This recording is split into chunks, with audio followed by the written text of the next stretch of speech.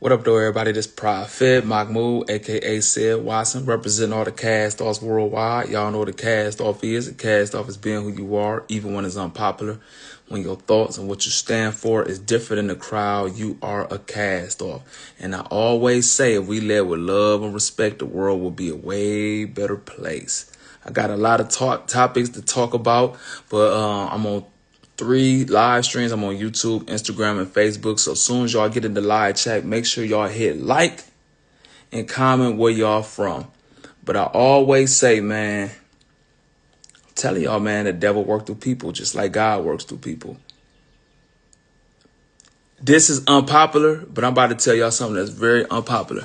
A lot of times, I don't know about women, but men, when men go through all this crazy mental stuff and be spazzing out, a lot of times, man, it's going to get me blocked on Instagram. It's going to get me blocked on Instagram, but I have to say it.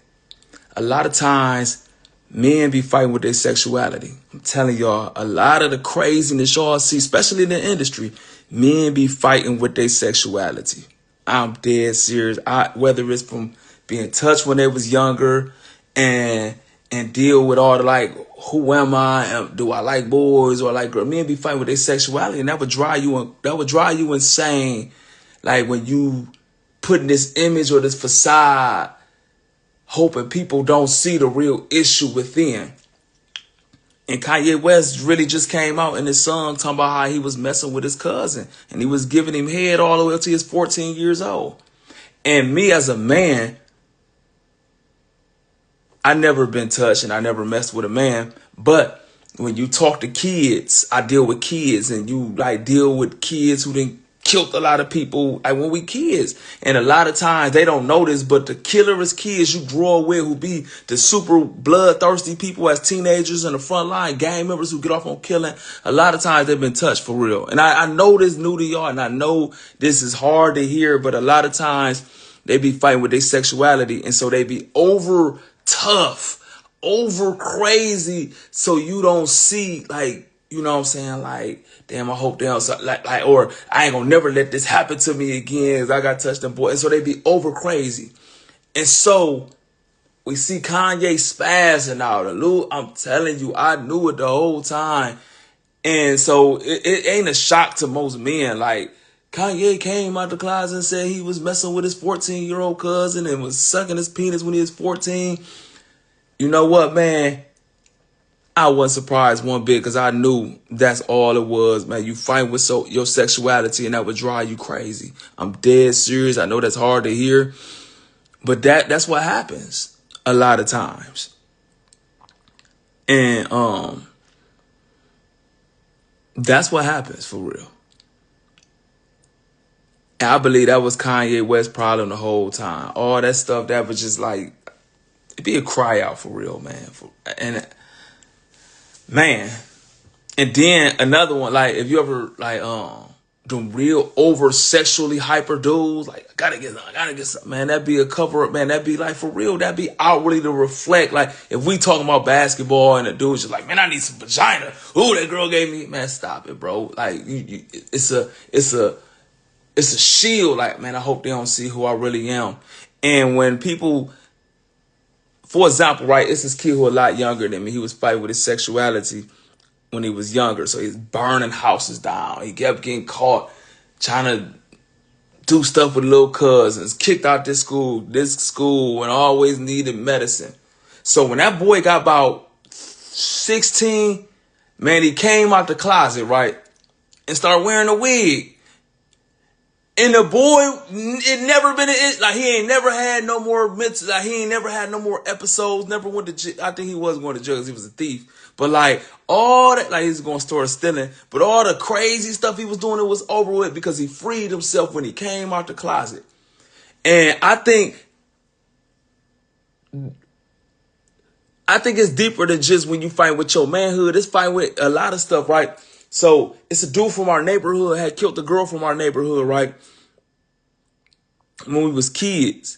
And dude just went crazy afterwards. He went crazy, hiding it, like, you know what I'm saying? Everybody kind of knew he did it, but he, you know what I'm saying, he concealed it, and he was just losing his mind, guilt eating him. And then he just started doing stupid stuff to go to jail. And finally he came out and just turned himself. I did this. Dude normal as hell now, bro. A lot of times it don't be what we do to get us in trouble and drive ourselves crazy. It's the cover up that drive us crazy. Like, man, I hope they don't see that I did this. Now you putting lies on top of lies, and now you just can't rest. Man, if you just come out and live your truth, bro, man, it is freeing. Live your truth. Be who you are, even when it's unpopular, and it is so freeing. I'm telling you. And I ain't talking about the Kanye West stuff no more. I'm just talking about period, dude. A lot of people in church drive themselves crazy with this holier than thou facade, knowing you go home and jack off every night on porn. Right? I wouldn't even try to be funny today. I'm sorry. But knowing we all got our own sins. But when we try to spray perfume on our BS and try to hide behind this image or the persona, it make us go crazy. And that's what happened. That's all it been. Kanye been fighting with his sexuality the whole time. Been fighting with our sexuality. He already changed the identity, how like hip hop looked. Before Kanye West took over the culture, people looked at different. Like, you know what I'm saying? It was it was a different look. And then dudes started wearing the tightener clothes and the pink polos and the purses and the Louis Vuitton Don, all that. He changed the whole thing, but the whole thing, he wanted to put his thing on the culture. I'm telling y'all, I've been seeing this. I've been seeing it, bro. I've been seeing it. Hip hop changed when Kanye West and Lil Wayne became the biggest artists. They became the biggest artists. Clothes got a little more tighter. Men men started getting a little more like kissy huggy with the Birdman and Lil Wayne stuff. Like it just became like, and now we see it today, like with men walking around with purses and stuff like, and the tighter clothes than their girlfriend. And I'm telling you, it started with Kanye West, and he was putting what's really in him out in the culture, but had to. So if this ever come out, it won't, because back then when Kanye first came out, hip hop, our culture was real homophobic. You say you was gay or bisexual, anything like that, your career was over with. And I believe Kanye West was sprinkling it on a little bit and a little bit and a little bit, and our culture changed and changed and changed. And the Lil Nas X came, and then it just became like, this is the most acceptable, like, if you say something about them, your career gonna be over, like Little Baby. And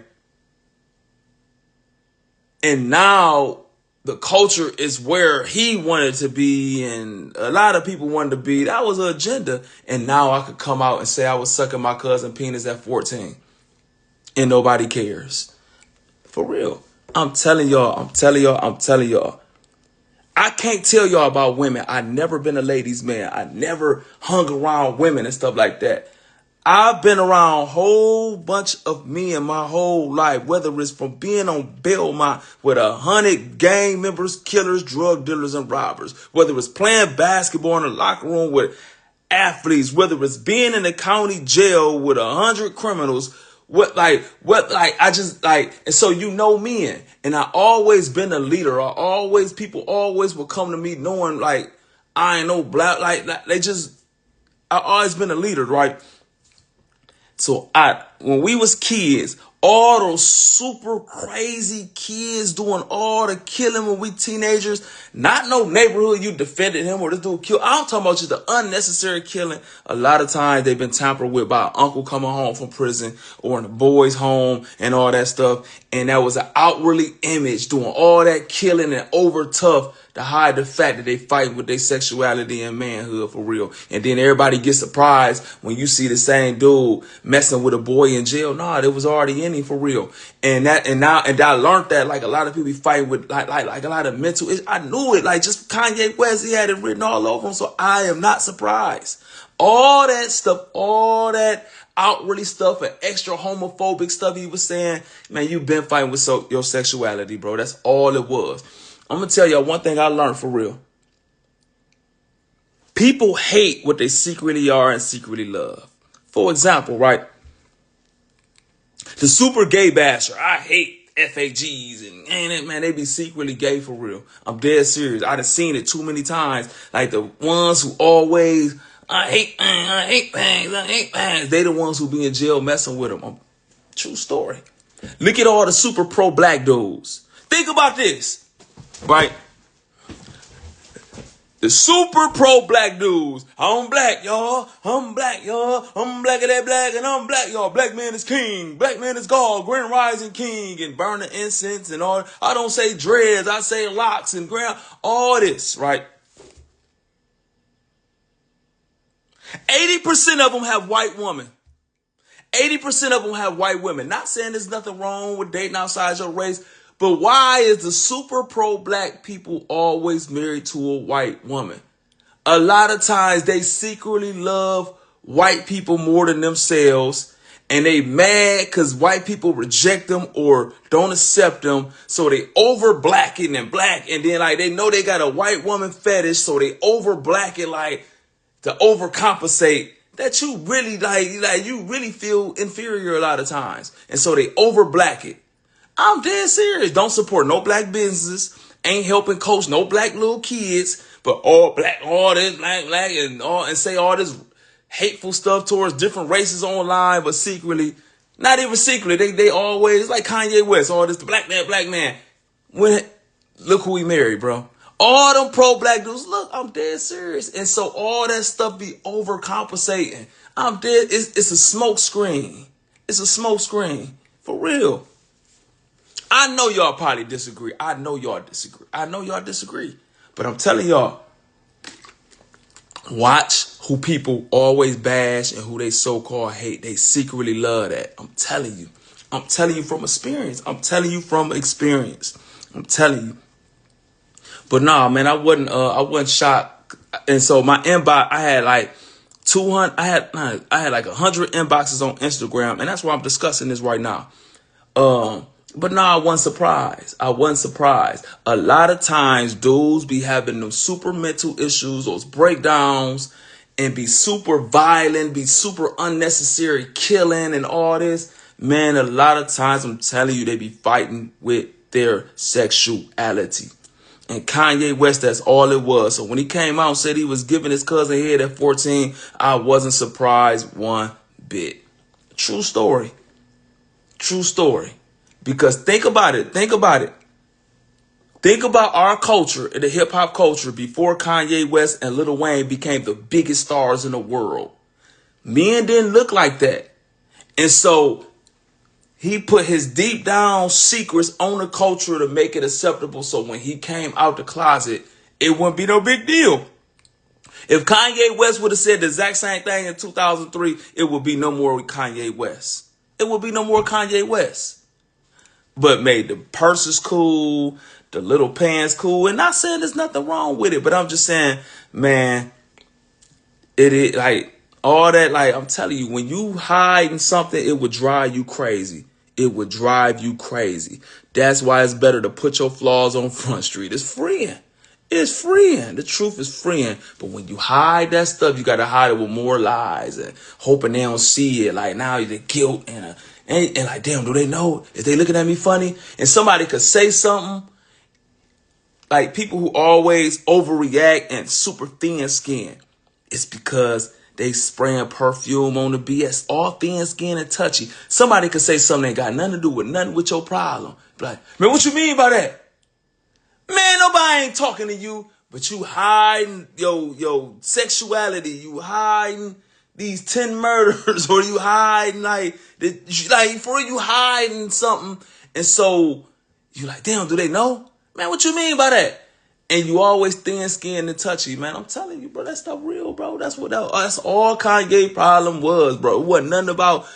I'm telling you, it's all the man been gay, bro. That's all it is. Don't tell me you been. I only, cause you know what, for real. I can't speak for everybody. I only could speak for young ghetto kids, people who going like in the ghetto kids. Man, 14 years old, you grown, bro. I'm dead serious. In my neighborhood, 14, you grown.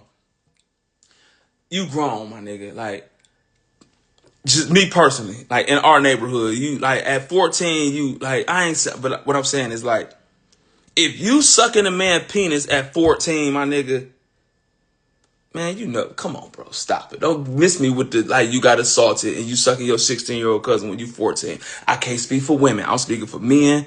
And I'm not speaking for the suburbs. And I'm not even speaking for, like, different races. I'm talking about black boys in the ghetto at 14. If you sucking somebody's penis and they 16, 17, man, you gay, bro. You ain't get forced to do nothing, man. Because guess what?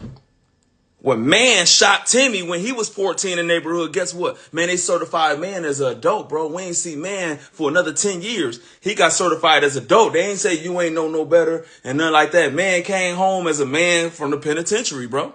Dead serious. So don't give me like, man, like you got, man, stop it, bro. Stop it. So I don't want to go that way. Like, oh, man, come on, bro. And man, my homeboy get mad every time I tell this story. But shit, man, I ain't gonna get in that. I don't want to get in that. But like in my neighborhood at 14, my nigga, can't nobody, like, man, you grown as hell, bro. You ain't. If you 14 sucking a man penis at 16, man, that was a choice. That was a decision, bro. At 14, I was already in high school at 14. But enough of that Kanye stuff, bro. Okay, so I made a video on YouTube. Y'all know who Wallo is? Y'all know who Wallo from $1 Million Worth of Game is? Just hit me with a yes or no, because if y'all don't, I'll just skip right past the topic. But I made a YouTube video talking about, y'all know who Wallo is? I'm on 3 different, I think I'm pointing right here. I think this is Instagram. And I think this is Facebook, and this is YouTube. YouTube always had the most people on there. No, not right now. I don't know, but anyway, it's a guy named Wallo from a podcast called $1 Million Worth of Game, and he was saying that. Yes on YouTube, yes on Instagram. So y'all know who Wallo is. So I'm gonna go ahead and talk about it, right? So Wallo was giving a speech and was saying, I ain't gotta support you just because you a black person with a business. I'm spending my money where the best business at and all that. I'm spending my paper with Louis Vuitton and Mercer. I ain't gotta spend it with you because you black. Nigga, like, and I know a lot of y'all cheer that on. Y'all cheer, I feel you, Wallo, because y'all don't support black businesses anyway. So it's just a reason for y'all to be like, I get it. Because y'all just talk black and hate black people for real. So I lived in Lawrenceville, Georgia. When I was in Atlanta, I lived in Lawrenceville, Georgia, which is a predominantly Mexican neighborhood, right? And so, and down the street is all Asians and Africans. So I dealt with a lot of people from different cultures. I never have, coming up in Toledo, man, you don't see, well, I can't speak from Toledo. I don't know nothing about Toledo. I am a South Sider. I never went to school nowhere else. I never hung nowhere else, nothing. So I don't know nothing about Toledo. I just know about my neighborhood. But being from my neighborhood, you don't get to meet a lot of Africans and Asians and stuff like that. You get to run into a lot of Arabs because Arabs own all the stores in our community. And I got my shirts from Arabs. I did a lot of business with Arabs. But in Atlanta, I did a lot of business with Mexicans, Asians, let me quit saying Africans because Africa is too broad of a term. Nigerians. So I got to deal with different nationalities and stuff like that. Different whatever that word is, ethnic. Man, I was a D student, so bear with me. And I got those D's because I played basketball, so I deserve an F. So I can't pronounce certain stuff. But anyway, when them businesses start off, their businesses is trash, just like our business, because you have no money, no investors, nothing. So you starting from the mud, bro. Mexicans be on the corner selling roses that's half dead, bro. They selling tacos with no lettuce. Terrible business. They selling T-shirts that's used. And the Mexicans who work and got money and all that, they go support that Mexican. They don't never say, I'm going to go to Ray Ray and go to Soul Food and buy there. They patronize with them. Same thing. We Chinese people, the Asians, same thing. They not going to your black owned businesses. They gonna support their own until it's big, bro. Why do we hold black-owned businesses to the standard we don't hold nobody else? We go into the Asian store, they barely speak English, they don't even like you, they don't speak, no, but y'all still go back there and get y'all hair weave and wave brushes and lock gel and all that, while Pals is right here. The Asians don't even speak English, bro. And y'all go right back. But soon as it's a black-owned business, it got to be perfect. You make every excuse not to shop black. And that's what Wallo did. I spent my money, and the worst thing, like, this man is a multi-millionaire, bro, with millions of people watching him. And we know black people have a herd mentality and they join in. And so once he say that, now they're going to be like, oh, man, I ain't supporting no black-owned business either. Because, like, niggas be weak. And so Wallo did 20 years in prison for robberies, a whole bunch of robberies. I read his book. I'm a fan of Wallo. He inspired me, right? He a very inspirational dude and very influential. That's why I took it so personal with all this influence that you influence these people to say that. Wallo did 20 years for robberies, a whole bunch of robberies. He wasn't robbing drug dealers. He wasn't robbing banks. Now, this is the ignorant side of me. If you was robbing drug dealers and robbing banks, I'd applaud you. I looked at you like Robin Hood. But you rob women, bro. You rob hard-working black people, bro. You snatch purses, you snatch chains. You stuck up Burger King with black people working there and all that. So you went to jail. Those without sin cast the first stone. So I'm not judging it. I got my own sins, my own flaws. I'm not knocking that, right? I'm not knocking that. But what I'm saying is you went to jail. You came home. I do shirts, so I know how hard it is to get quality material starting off. You were selling t-shirts. I do shirts, so I know how much. You were selling $3 t-shirts for $25. That's what you said. I read your book and all that, right?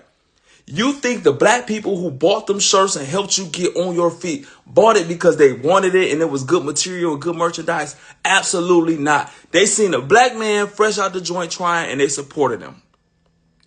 So that's who helped you. So now you on your feet and you cater to black people. Your listeners is black. And so now you get on your platform and I ain't got to support you because you black. We supported you, nigga. Man, they taught black live white and think green.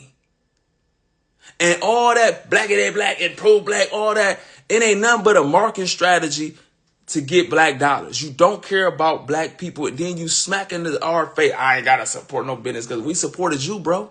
And so why can't we support a business that's not professional and lesser quality? And especially if you got the game and be like, you know what, man, look, you should do it like this. This will help me get here, right there. Matter of fact, go 1,000, bro.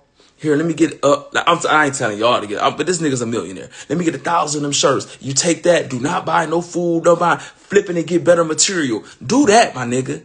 Don't do that.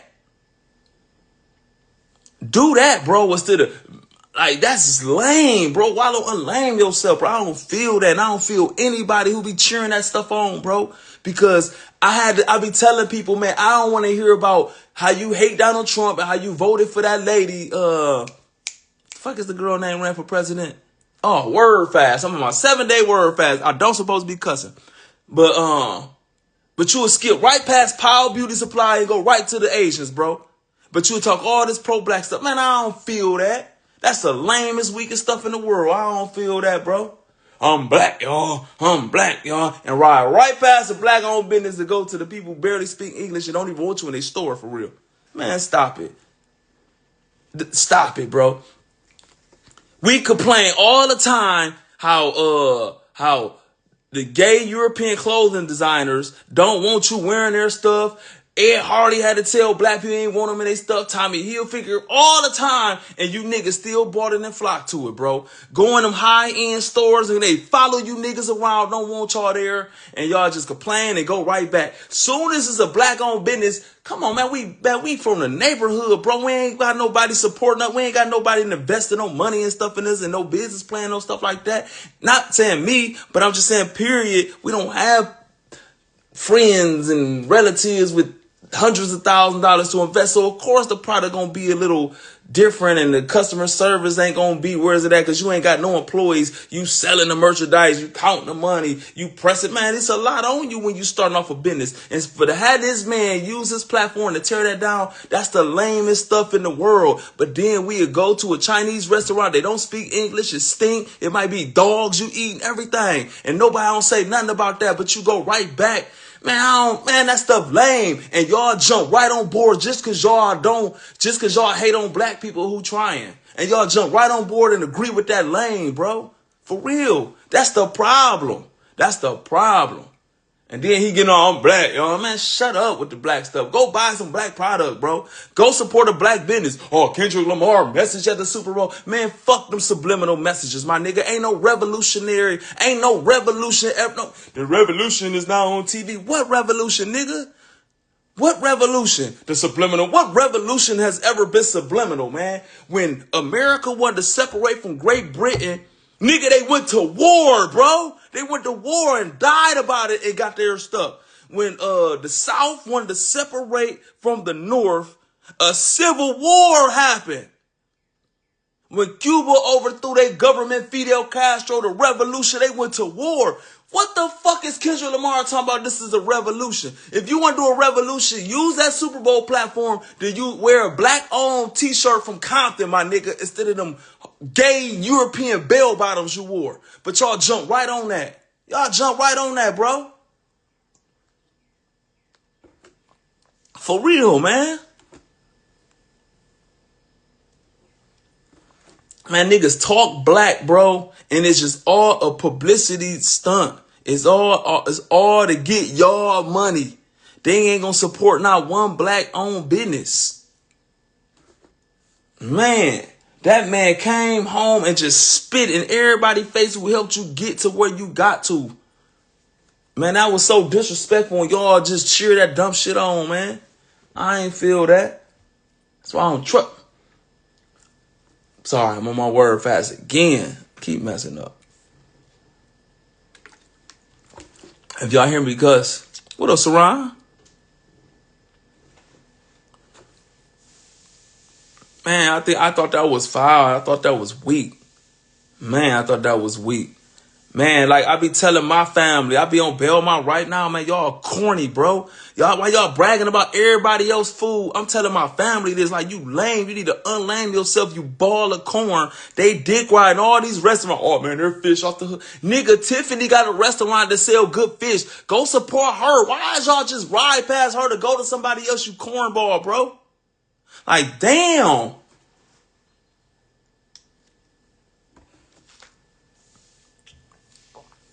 Man. Like Travell, she do my braids and like, why would I go to somebody else and my cousin, bro? Like what? Like stop it, man. Like why would I go buy a shirt and my homeboy make shirts and stuff like that? But no, you gonna go to your people try to get it for free, and that's why we can't never build a business and it stay like that because you niggas think it should be free from a black person. Man, stop it, bro.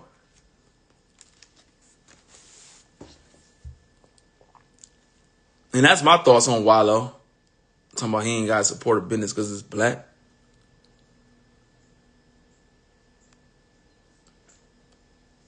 Man, okay, I got these inboxes. Everybody saying, what you think about Gates and LeBron wife? Don't look at him like that. Like them white women look at him and all that. I keep telling y'all, when men fight with their sexuality, they come out with all this weirdo stuff, all that. Like, mental health, man. It's all it be, bro. Same thing with Kanye West, bro. Let me tell y'all something, man. Scripture teaches us. I ain't gonna like dissect it. I might just dissect with it. It's a war going on, bro. But the war is not physical. It's a spiritual war going on. The weapons ain't bombs. The weapons ain't fit. It is a war for your mind. It's a war for your soul. And Satan always like.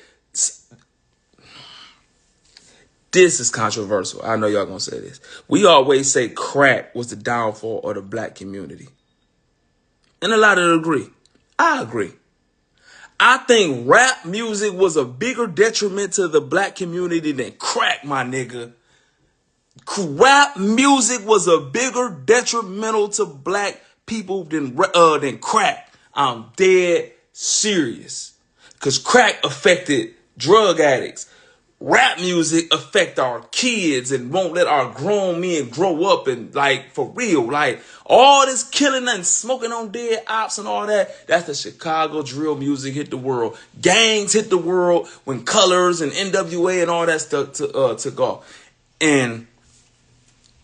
But anyway, Satan is after our family. Satan is after the household. And so you see a black man with a black woman and raising black kids. One of them went professional in his profession.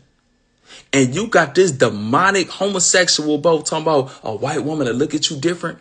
Man, so you want this man to leave his household and leave his children listening to your weirdo self, bro? Man, ain't nothing but Satan, bro. Ain't nothing but Satan, bro. Ain't nothing but Satan.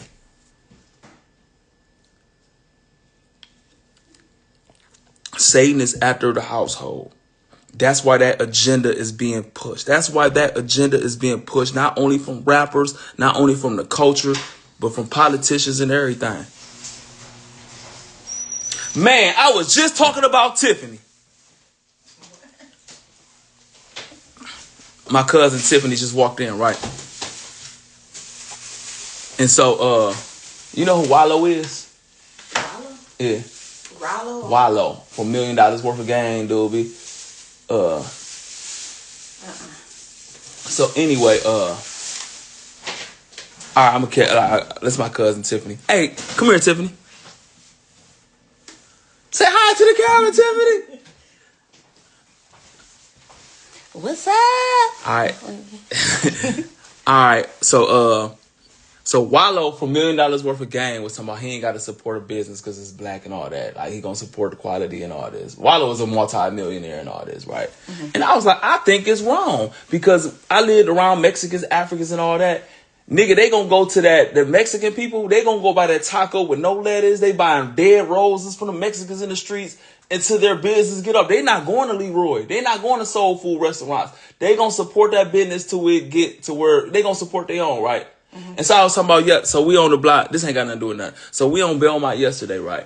Mm-hmm. And these niggas talking about, oh, man, you got to go over there for the fish and all this. I said, man, y'all niggas is busters, bro. Y'all shouting out everybody business and Tiffany got a restaurant right there and y'all over here D-riding. You know what I'm saying? That's so lame to me. And only black people do stuff like that. You get what I'm saying, though? Yeah, but it is what it is. That's what it is. But that's it, though. Yeah, but I think my food speak for itself, so. No, but I'm saying, why these niggas, like, but what I'm saying is, I don't know, it's just a slave mindset, though, like, yo, people would do that, though. Oh, yeah. That's what I'm saying, that's all. Yeah, it's been like that for many years. And if y'all ever in Toledo area, and y'all want some soul food, make sure y'all go to Soul Grub's Kitchen inside the Classic Lounge. What was I talking about? Oh, yeah. But, yeah, scripture teaches, we in the war. But the war ain't got nothing to do with flesh. The war ain't got nothing to do with bombs, fighting. It's a spiritual war. And Satan is after the family. Because if you got a good father, a good mom in the house, you have a good household, right? And if you have a whole bunch of good households on one block, you're going to have a good block.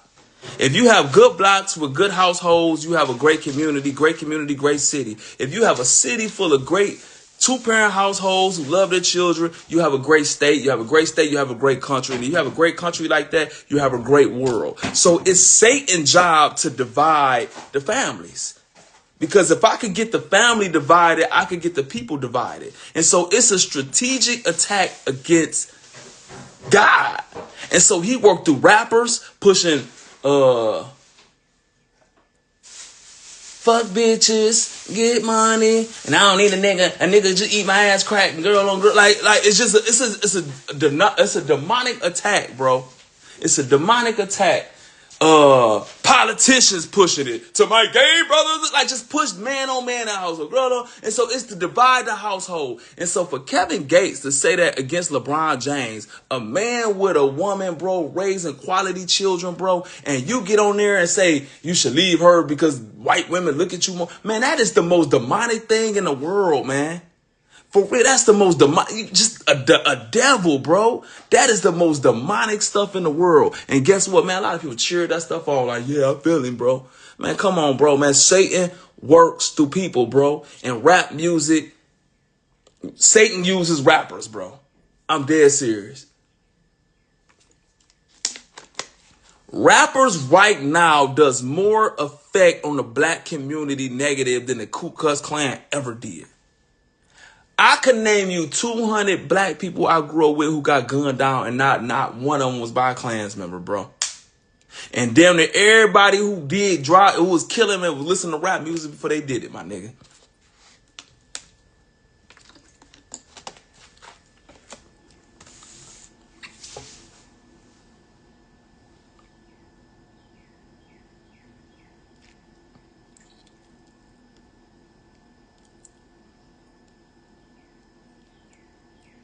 Oh, I gotta go because I said I was on. I've been on here 30 minutes. Damn.